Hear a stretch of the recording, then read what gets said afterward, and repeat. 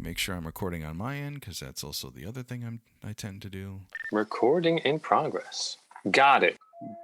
Can you hear the ice cream truck? Yeah, I can. Oh, man. It's probably good ice cream, too. It's probably a good time for ice cream.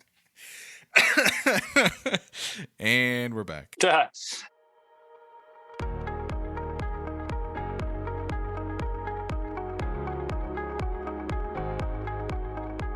Welcome back to the Craftsman Online podcast. This is a weekly half-hour program focused on the relevant topics in Freemasonry and the various aspects of the craft. Any opinions, thoughts, or viewpoints shared during this program are that of the individual and do not reflect the official position of any Grand Lodge, appendant, or concordant body from which that member may hail. I'm your host, Brother Michael Arce, Editor-in-Chief of Craftsman Online. Very excited to bring him back on this show. Worshipful Brother Milosz Jerziorski, who's also known as MJ Dorian from the Creative Codex podcast. Welcome back, Brother Milosz. Hey, it's good to be here, Michael. Thank you so much for bringing me back. I'm excited, I'm nervous, but overall excited and looking forward to our conversation. Brother Milosz is the Worshipful Master of Compact Lodge number 402 of the 4th Manhattan District in New York, and we have him back to talk about Western esoteric traditions and Freemasonry. I was nervous when you first proposed the idea, mainly because it's one of those things you have to slow down before you say. Also because where does it begin and what does it include and exactly what is it? So I think this might be the shortest question I ever ask a guest that gives us the longest answer. How do you define Western esotericism? Sure. Yeah. Let's just dive right into the deep water here. So my personal definition of Western esotericism goes something like this. Western esotericism is the study of spiritual, philosophical, and mystical traditions, which have largely existed as subcultures in our Western history for the last about 2,000 years. Now, in this context, when we're saying Western history, we're talking about the cultural history of Europe, the United Kingdom, and even up to present-day United States.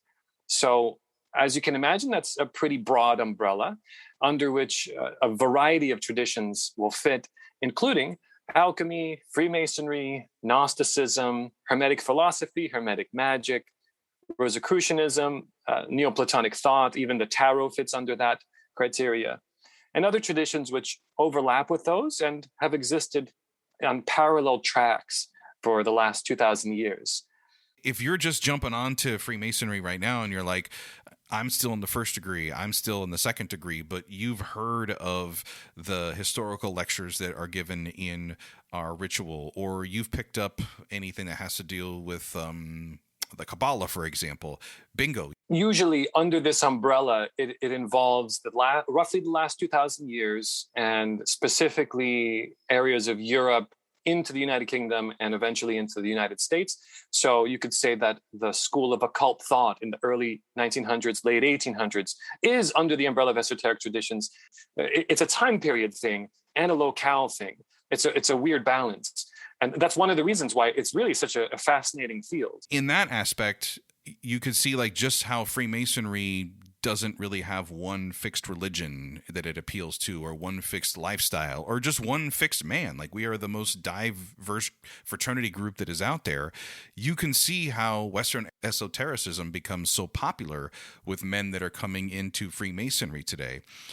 With that in mind, what are these guys coming into Freemasonry looking for? It's best to probably split it up into two parts. So in one first part, we can address just this idea that among people who aren't Masons, who aren't interested in Masonry, in my conversations in the last 2 years with people who are both women and men, there seems to be this resurgence of interest in these traditions. And the impression I get is that culturally and individually, people's spirits seem to be calling out for this stuff. They're in search of this kind of knowledge that offers them unique perspectives on life and deeper meaning through symbolism, which we unfortunately would never be able to find through, our devices and smartphones and such. So, in one side evidence of such a thing is even in the fact that there are 3 universities in the world right now that offer a PhD course in Western esotericism, specifically that term, PhD in it. So it's a very fascinating new field, and I think people are starting to jive with it. Now, in terms of my experience speaking with candidates for membership, in my experience, I know there's exceptions, surely, but it seems that they don't necessarily have a knowledge of these traditions. They seem to have a vague impression of them, that this is related to those things. There's a sense that there is a mystery there, that there is a richness at the bedrock foundations of our Western culture, which we have largely been deprived of, right? And these kinds of intuitions, they compel us. And I certainly had no conscious awareness of something like Hermetic philosophy or Kabbalah when I was becoming a Freemason. But I think I had this intuition that Freemasonry harbored something valuable, or the potential was there for it. And I can certainly reflect that back on you, and you've probably had similar intuitions and such, right? We're going to make the same statement here, which I think is going to blow some people away, is that I was kind of in the same boat. I came into Freemasonry having more of a religious background, and I was thinking about the conversation I had with my wife on our first date, where I said, would you describe yourself as a spiritual person or a religious person? Because there's a difference between the two, right? And if we're to look at it and say, spiritualism would be that connection, that relationship that we have with each other, with other living, human beings, and sometimes there's a supreme being present, or a common power, or a greater thought or good thought that we all kind of subscribe to, like a code, so to speak, right?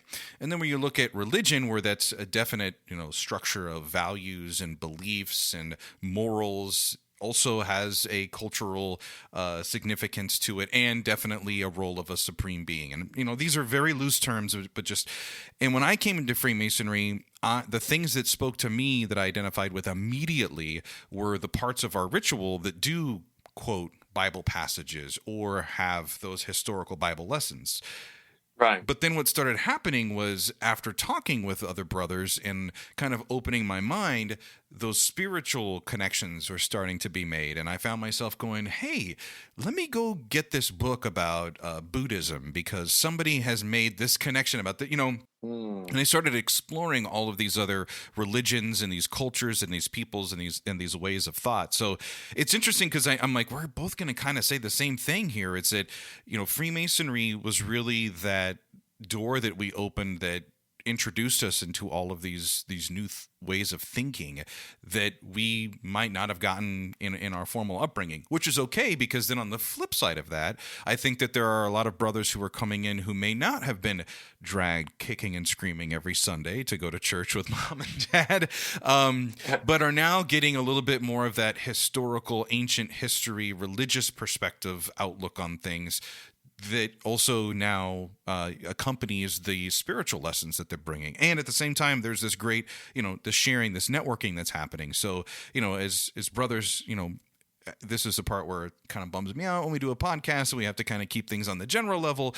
But when you get into talking about ritual and like the deeper, more esoteric meanings of some of the things that we talk about in Freemasonry, you can sit here and go, oh, well, have you ever thought about this, and that this is where this comes from? And you're like, oh, wow. Mm-hmm, mm-hmm. And it takes you there. And when you say it at the open that, hey, we're roughly covering what, 2,000-3,000 years of recorded thought here, like, that's a lot of ideas. And there's a lot of bonding that happens in those kinds of intimate or just one-on-one or small group moments that really we can't devalue or forget about, like what you're saying. And that's really part of it. That's part of like a Masonic experience is diving into complicated ideas with people of like minds, or someone or other people you respect, and then coming out of it somehow you've grown in a sense, and you've grown together, especially if so you came into Masonry with someone that maybe even didn't know, but through the process of the degrees and such, you grow with them, and it's really cool. It's a cool element. If you were to tell me, 7 years ago, hey, you're going to be on a podcast with a brother who's got a funny last name just like you, from a different part of New York State, completely different backgrounds, but you're going to be connected and you're going to be talking about this thing, I'd be like, I guess I just have to, I wouldn't have believed you if you had put that out there. And it got me thinking about one of the great quotes from William Preston, who's one of our great, Western esoteric thinkers, where he wrote, knowledge must be attained by degrees, and it's not everywhere to be found. And it's interesting that I wanted to focus on the it's not everywhere to be found, because I feel like he's saying it can be found anywhere and from anyone. So I was hoping that you could make a connection between a popular Western esoteric thought and something that we could relate to as like a Masonic teaching almost. We could start with this idea that every element in a lodge room is highly symbolic. I mean, there's layers and layers of this symbolism piled on top of another layer. And what I'll share now, it's no secret. Anyone who goes to a Grand Lodge in their state and asks for a tour, they'll be shown the inside of lodge rooms, and you'll see these elements, and the tour guide will likely even explain some of them. So one element I'm thinking of is the inner door, which is where candidates walk through.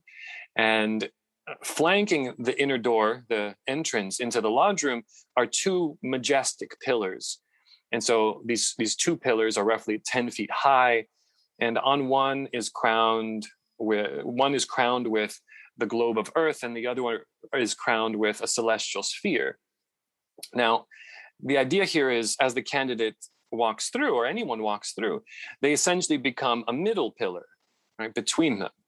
And there's a beautiful reflection here when you stumble upon the tradition of Kabbalah, whether you're talking about any of its variants, this symbol and this structure called the Tree of Life. So the Tree of Life, if you look it up, Tree of Life diagram, it's a structure of 11 spheres, which are emanations of the divine, kind of represent these energies of life. And they're often arranged in these three pillars. There's a pillar on the left, on the right, and one in the center, which is often called the middle pillar. And it represents balance and harmony.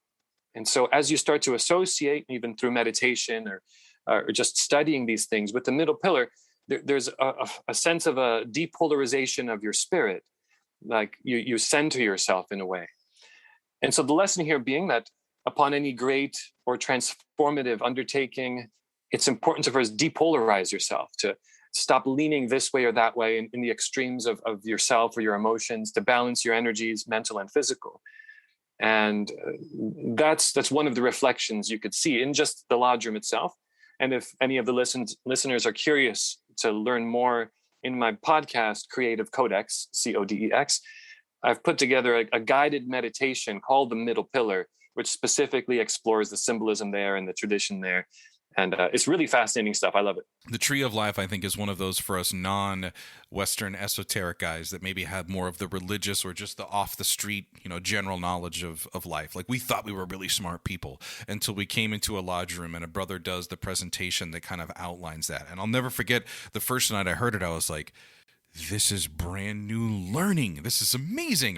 And you want to run out and tell everybody. And then you run into, another brother who's also heard that. And you're like, wow, there's another person like me that has this. And that's what is exciting to me about Freemasonry when you talk about enlightenment, is that moment where when you do get that idea, that rush of energy and those thoughts that immediately come to you. But then, as you said, and I love how you perfectly brought it into a practical usage, where you're sitting at work or you're sitting at home and most people, what do? We stress out and we create worry before we have to make an important decision. But as a Freemason, we would sit there and we would balance and we would place ourselves and we would make sure that we are centered and we've heard and we've considered all of the viewpoints of others, or the pros and cons, so to speak. And now we're feeling good that we're making a decision because, as you said, before we do something important, we should seek the aid of deity, of the higher power, so that we have the confidence to move forward and to step through. So I'm trying not to give too much away, but I think, the brothers will hear stepping through and, all those are all, Masonic actions that we take obviously through our ritual. But, for some guys, it's just walking around the lodge. But for others that have this Western esoteric or this esoteric thought, we start seeing things at a higher level, which makes it really fun and really special to be a Mason. And that's why I wanted to lead with the next question is that, we've had brothers come on and definitely talk about, esoteric thought. It's a massive part of Freemasonry. But in your opinion, how do you explain the difference between the big E of esotericism and the little e of esoteric? It's a question and an issue of frequent confusion about the distinction between these two, and not only confusion amongst the regular folks who aren't involved in these traditions, but even among Freemasons.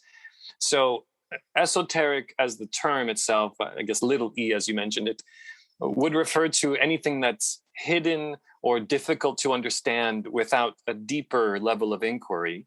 So I could say something like, the psychologist Carl Jung's writing can often become esoteric, right? So implying that for someone who hasn't read any of his other work, who isn't knowledgeable about the traditions he's talking about, it won't make much sense. It'll be difficult to comprehend. So that would be the little e esoteric. And then esotericism is really this thing we're talking about, which is the study or practice of philosophical and spiritual traditions, which have often existed as these subcultures. If we're talking about just Christianity, just a religion, that's technically not esotericism. That's just a prominent religion. If we run with this, with this idea, with this logic, if let's say Christianity never achieved the full status of being a global power, that would fit within this definition. So it's an interesting thing. We're just distinct. I think the distinction is their success in staying under the current of culture, which allows them to not have to appeal to the masses, not appeal to everyone, and allows them to remain much more complex, much more dense in their philosophies, and much more challenging to the intellect. A lot of people equate esoteric thought with some sort of level of intelligence that, if you are just a guy off the street, what would lead another person to believe that you could comprehend or even begin to understand some of these bigger ideas? And I always think of the first brother that I had an esoteric conversation with. He's a brother of ours in the Schenectady area. He's a welder and deep into esoteric thought, and not just talking about like, if you took the dollar bill and you folded it a certain way, that's not esoteric thought. Like he's the kind of guy that when we first started talking about how lodge room is situated and how during the degrees, the candidate or the brother, as they're making their way through it, there's the certain pattern that it takes and what, the connection that one could make to the pattern of the sun and the earth and the planets and the rotate, all of these big thoughts that you just, he pointed to an Iron Maiden album cover and said, there's esoteric symbols here. And I'm like, really? Yeah. I always try to advocate breaking down those barriers, that esoteric thinking is not reserved for people that we think are cultured or are of higher learning value. Because it's not necessarily about some form of traditional education, or it's not about, economics or privilege or any of these, buzzword terms. It's just about how deep are you willing to look? Like, what layer are you willing to risk your comfort in exploring? What is the most distilled form of a specific idea, when like you keep distilling it lower and lower and lower, and like what are these things symbolizing? Yeah, it's a way of looking rather than like a specific form of education, I think. And on one side, you have to have that questioning, naturally inquisitive mind, right? And that's where I feel that, esoteric discussions are always exciting in lodge rooms. And as a, master of a Masonic lodge, how do you go about, engaging brothers on some of these philosophical discussions that can be sometimes enlightening or just maybe a little overwhelming for guys that aren't ready to really be there yet? To me, it's one of the responsibilities of someone sitting in the East, functioning as this worshipful master figure that we talk about. And to me, what's important is that you have to understand the context of your lodge. You have to know your lodge. You have to know the brothers and know their interests. For example, if you have a lodge that's filled with conservative Christians, which sometimes happens, then introducing them to alchemy through like a lecture presentation where it's like a really in-depth, full-on deep dive about alchemy, that's probably not going to sit very well with their intellectual diet, right? So they're going to find all kinds of things that cause cognitive dissonance with where they are in their journey or their understanding. But if you take those same brothers and you introduce them to something like a Rosicrucian text or essay and its reflection on Masonry, that tradition actually takes really well with something like Christianity, and they overlap quite well, so they'll take to it like a duck to water. So it does take some exploring of these things. Obviously, that means a little extra work, but all of these traditions have something to offer, and understanding the brothers of the lodge and where their interests lie, I think is really, really helpful. But there's obviously always benefit to approaching them with that certain discernment, I think. As we mentioned in the beginning, there's a big push, I think, for newly made Masons or men seeking Freemasonry that have this passion for Western esotericism, that are seeking the answers to the larger questions like, what are we doing here? What's the bigger purpose for me in life? Like, where is my role when we look throughout the sands of time? Like, what was my point of being here at this time in the world? And these are the big things that guys are coming to a Masonic lodge thinking, well, let me go ask these guys. Like, they know everything. They should have these answers, right? And I don't want to go down to the road of, okay, well, how do we bring these thoughts and have these conversations? But I'd like to look at it in this aspect, in that sitting in the East, or just as a member of a lodge, was there a night where, or sometimes some of these conversations honestly happen outside of the lodge room, just when you're in a trusted space with trusted, men, your brothers. Was there a discussion that was meaningful to you that maybe you participated in? And if so, what was it about that? Was it the topic or the guys that you were talking with that made it special for you? How do we make these kinds, or what makes an interaction like that meaningful, that it changes your, or compels your growth? And honestly, there's been too many for me to. I can tell you a few, though. I'd love to tell you a few. There's in different contexts. There's been contexts where it's been a lecture presentation at the lodge I belong to, Compact Lodge.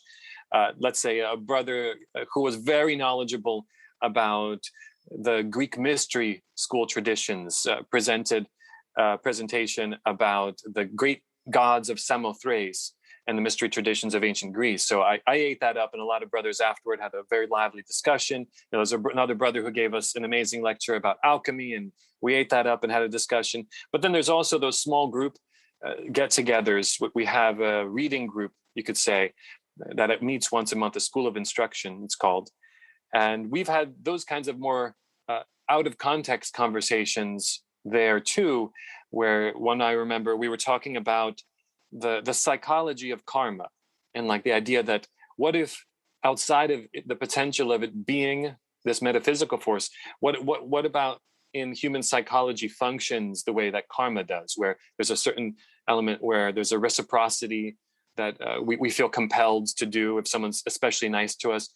And so even those kinds of passing conversations, with like minds, are very meaningful. They're really wonderful. The one example that I like to share is a lodge that was identified, like, we're going to have a lodge of discussion tonight. So we're going to have a topic, and here's the rules of how we're going to have this conversation. And I was like, oh, this is exciting. Like, this is what, as a Freemason, you're like, this is what they must have done in like the 17 and 1800s. These great men that packed into this room and had these. You think about how Freemasonry has, just in our American history, has gone through all of everything. Revolution, Civil War, all the civil rights issues, and through all this, we've survived, and we continue to maintain and progress. Fair enough. So the topic for that evening was, is punishment just?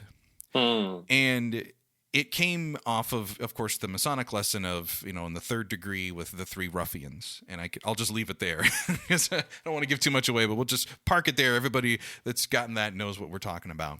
Mm-hmm. And how is punishment just in today's society? And you start thinking about unpacking things, and you're like, okay, well, we were taught, ancient King Solomon, he was a wise king, and he had to deal out punishment to people, and what made that just, and and every single brother that attended that night contributed to that conversation. Some touched on the King Solomon, some touched on, the rights and democracy and freedoms and what society dictates and values. And others just gave excellent common sense rationale.